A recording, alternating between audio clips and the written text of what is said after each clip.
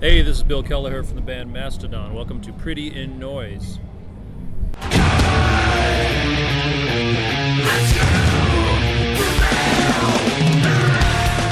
is your favorite rapper currently? My favorite what? Rapper, hip-hop artist. I don't listen to hip-hop, really. Not at all? What are you pumping right now in your iPod?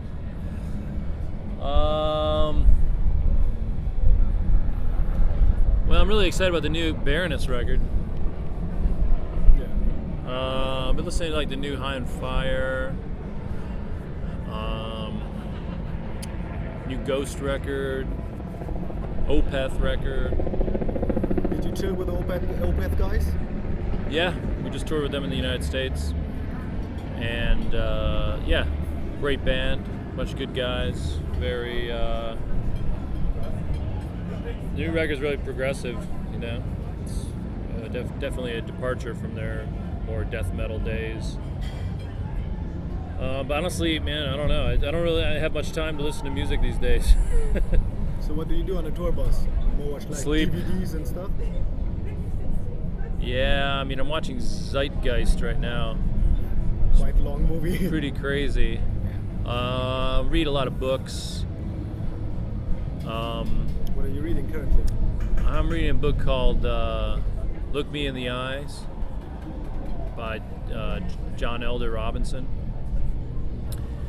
which is about a guy with Asperger's disease, and he's just kind of going through life. It's like in the early 70s and 80s. He started working for Kiss and installing Paul Stanley's, or Ace, it was Ace Frehley? Yeah, Ace Frehley had the smoking guitar and all the lights, and he's like working on their guitars, and he's like a roadie and working on amps and stuff like that. And it's just an interesting book. But watched Tenacious D tonight.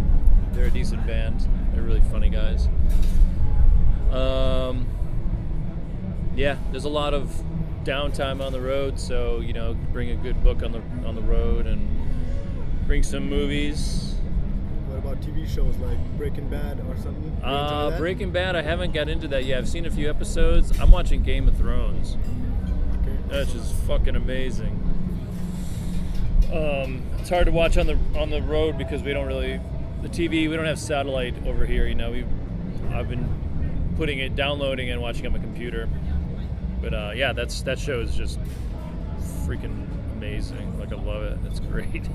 I don't watch a lot of TV though. Like, when I'm at home, I've got kids, and you know, I've got a lot of stuff going on at home, so I don't have time just to sit down and like, oh, I'm gonna put a movie on now. So on the road, I try to catch up my reading and my movies, and playing a lot of music. Trying to write a lot of stuff on my guitar and record it on my laptop, Pro Tools, and you know, try to be productive while I'm on the road, which is, you know, used to be all partying and drinking and feeling like shit every day and sleeping all day.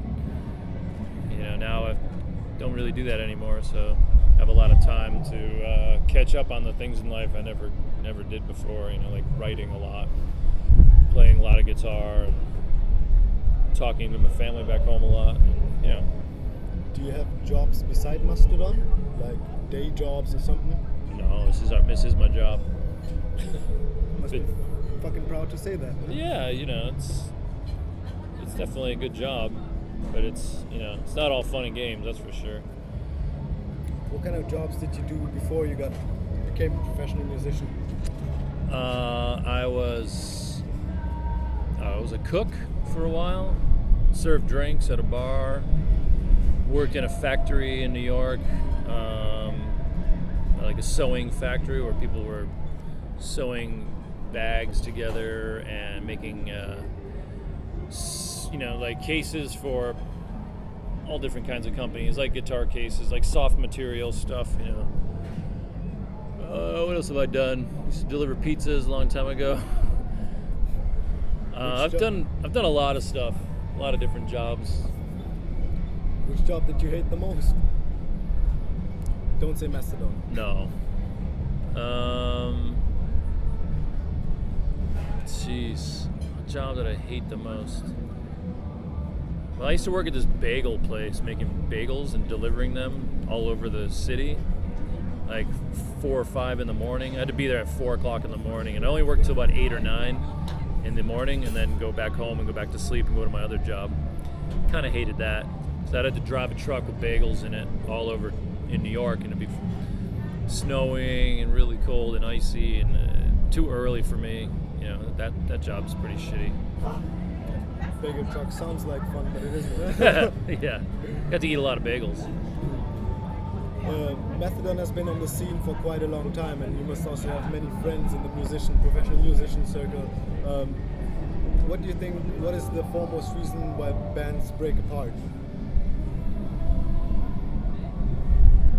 I don't know. A lot of bands, I think that sometimes like someone in the band might feel like that they're being neglected by the press, or why am I not, sometimes like with bands, like they pick one person to represent the band, to be the front man, and they might put him on the cover of a magazine, and the other band members might get jealous, or it's egos, I think, kind of get in the way of a lot of that stuff. And it's just kind of human nature, but we've been lucky enough to keep it pretty chill in our band. We try to make everyone is equal in the band. That way no one gets like, oh, well, I do the most of this, so I should get paid more or something. Sometimes bands go through stuff like that.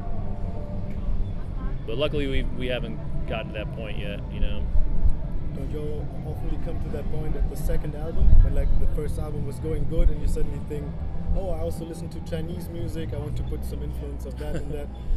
And that also be disruptive to a band's career? I don't know. I mean, everybody in the band writes, so we all put our music together and we say, oh yeah, I like that. That sounds good.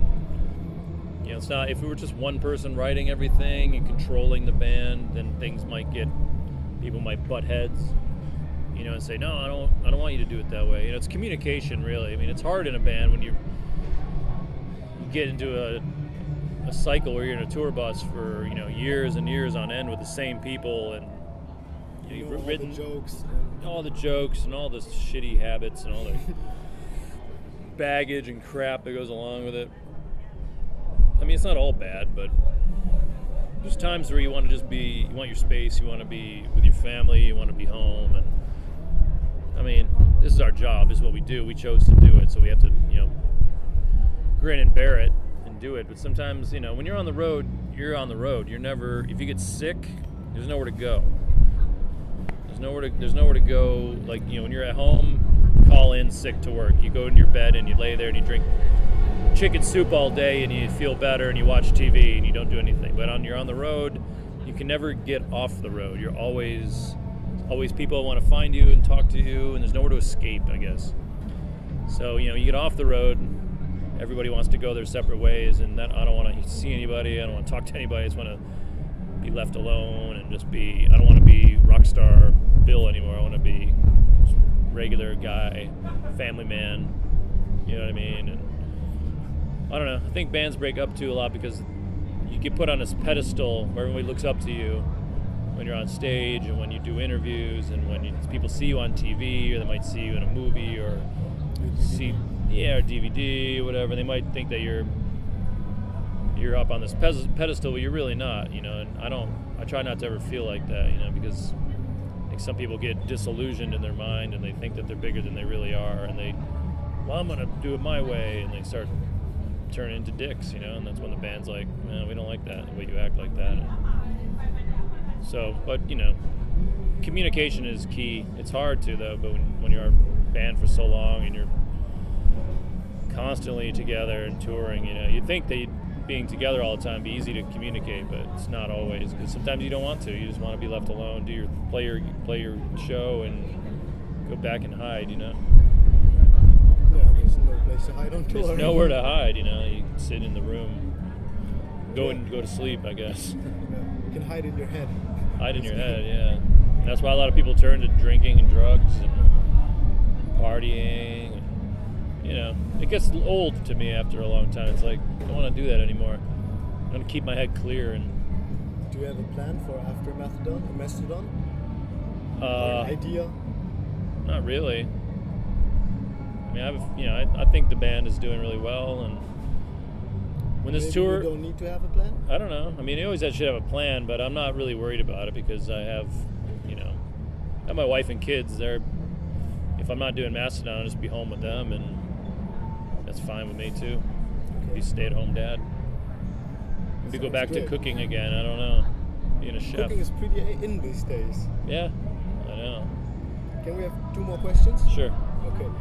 Would you recommend musician as a job? No. 2012. Never. No. It's a good hobby, and Mastodon's very lucky. Everybody's a musician. Everyone's an artist. Anyone can pick up a guitar and start playing. It's. I mean, there's a lot of benefits. Yeah, it's fun to play music, but to do it as a job, I mean, I never thought I'd be doing it as a job. We just happen to do it so long and so intense and never stopped. So that's kind of like, well, this is all we do. So now we get paid to do it, and it depends on how much you want to work. And it's not every band that's going to be as lucky as we are, because you have to be pretty lucky and you have to work really hard to do it. And so much competition out there. Everybody's got a band. There's always the new band, the next thing every 10 minutes, and we're extremely lucky, and I would definitely have a plan B if you want to go into making music for a living. I never took any lessons. I never went to school. So I'm extremely lucky to be where I am, I've seen the world and met a lot of great people, played in front of a lot of people, made a lot of people happy, made a lot of great records. I'm happy with all that, and got paid to do it, which is great. But it could all end tomorrow. You just never know. There's no security in being a musician. Who knows what could happen? So you have security. Your bus could crash. Your health could go. Your band could break up because you get in a fight with someone else in the band, or people don't like your music anymore. The new Mastodon's around, so your band falls by the wayside, and I don't know. It's really tricky. It's a slippery slope being in a band. But if the band ended tomorrow, I mean, I couldn't say I was disappointed. We had a really good run, Did a lot of really great things, met a lot of great people, so it was all worth it. Cool. Brings us to the last question. The question is a bit provocative. It's from a European perspective, but please enlighten me. Don't feel insulted. America's healthcare system is down. You have a problem with the states, with the president. There's some structural problems in the country where there's everywhere, but this country seems to be declining from an outward position. Still, on the cultural market, worldwide, you're completely dominant. It seems like people don't have even money to go to the doctor, but you put out the best bands, the best rock music, the best TV show. How do you freaking explain that? I don't know. Extremely lucky to, I guess that, being a band, people need an outlet to go out and, your job could be the shittiest job ever. You're making no money, but you need an outlet. You need to go out, see a concert. It makes a lot of people's life worth living, oh, my favorite band is coming. I can go express myself and go to the concert and buy a t-shirt, or just get out of my head for a minute and get away, you know what I mean? Our country's always been on a downhill slide, I guess, for a long time, and I don't know, a lot of people look up to America, but there's a lot of great places in America. There's some places you don't even notice that there's a recession or anything, but it's kind of that gap between the rich and poor, America has everything in America. They have every kind of people from every nation. It's really, America to me is the world all concentrated in one place, because there's so many. It's all made of immigrants. America's not very old, Everyone says, "Oh, you Americans." It's like, well, my dad's from Ireland. My wife's parents are from Cuba. Everyone's from somewhere else. It's not like we were all born and raised in America. We just, hey, this is the way we're going to run it. But, it's capitalist country, It's like we come here and you work and you make money. Yeah, but of course, everybody wants to move there and go to the best schools and take that knowledge and go somewhere else and make money. Money makes the world go around, and America is just a victim of that, That's what everyone knows it's a capitalist country. That's what, you work your ass off and you make money. money, and then that's what you do. There's no, you don't just sit around and get money for free. But yeah, Do you think Americans have a stronger work ethic, especially in arts? I don't know. They don't need nets and stuff. They just go for it, no matter what. I think there's a lot of destitute people out there that are desperate to do anything for money, yeah. But are they hardworking? I don't know. I mean, I've met more Mexican immigrants who American people would never do what they do. They work their asses off just to make $1 a day, you know what I mean, and send it home to their families. So Americans, we're very spoiled, but it's because we have everything. But one day maybe it'll go away. I don't know. I just try not to take anything or anyone for granted, and I just treat people the way they treat me. And the government, all that shit. That's a whole nother story. I mean, it really is. We could go on for hours about that. There's a lot of people. I voted for Obama. I mean, Bush fucked our country terribly. But Twice, yeah, his dad too. I mean, what do you do about that? You want me to assassinate him? If you speak up against the government, you get a boot in your face. You get thrown in jail, prison, or assassinated or whatever, taken out. It's in America. It's like the people are afraid of the government when it should be the other way around. It should be the government's afraid of the people, but they're not. Such a big country. It's huge. It's like normally a third of the world. It's communicated the other way around. No? It's like America's the land of the free, and in Europe everybody's backward. You can say fuck on television. By the way, if you want to curse, feel free. Oh yeah, I know. Yeah, we're born and bred this freedom shit, which is, as soon as I came to Europe, I was like, there's different versions of freedom, I guess. I think freedom all comes from when we fought the British, the American Revolution. We're like, we're free from British rule and all that shit, and they're taxing us on the money. We're going to create our own country. I think that really stuck with everybody's head. So the Declaration of Independence, freedom. And also, I think to me, after coming to Europe so much, I feel like for me, freedom is more like, because there's so many cars in America, once every young man, and a lot of women too, girls, can't wait till they turn 16 years old so they can buy a car and be free. For me, that's freedom. It's like, I can get away from my parents now. I can get in my car, go pick up my girlfriend, go out with my friends, go to the movies.